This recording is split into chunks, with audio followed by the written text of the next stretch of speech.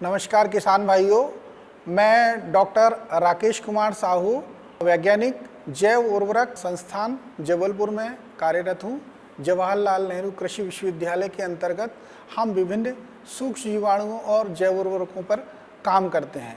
Trichoderma हमारे संस्थान का बहुत ही उत्तम उत्पाद है जो कि फसलों के लिए भी फायदेमंद है और साथ ही मिट्टी की उर्वरक क्षमता को भी बढ़ाने का काम करता है।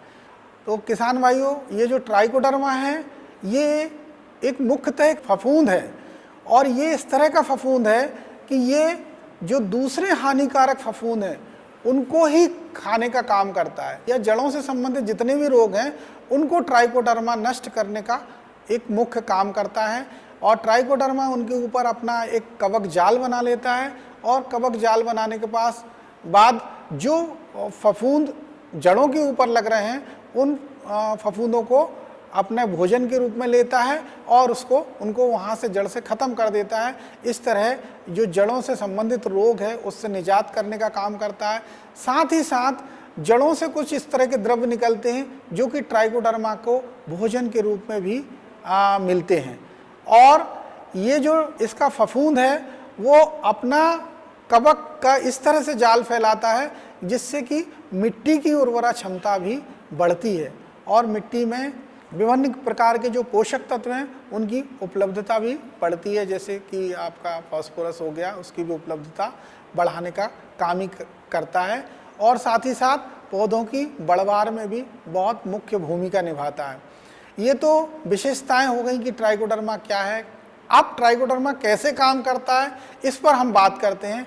तो जो ट्राइकोडर्मा है इसको आप उपयोग करने की जो विधि है वो आप जड़ों का उपचार भी कर सकते हैं, आप बीज उपचार में उपयोग कर सकते हैं, साथ ही साथ आप मिट्टी उपचार भी कर सकते हैं।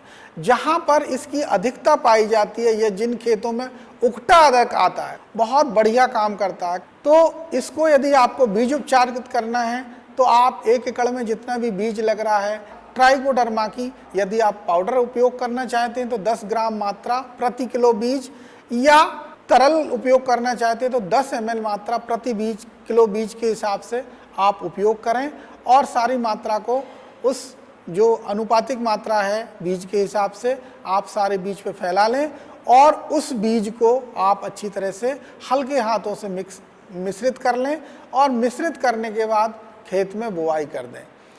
ये तो हो गया बीज उपचार।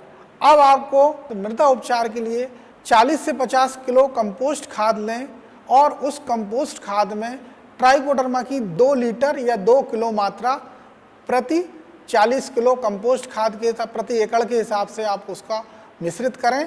हल्का उसको पानी से नम करके 2-3 दिन के लिए आप छायादार स्थान में उसको रख दें ताकि जो ट्राइकोडर्मा की फफूंद है वो उसमें मल्टीप्लाई हो जाए या अपना प्रसार कर ले, अपनी संख्या को बढ़ा ले।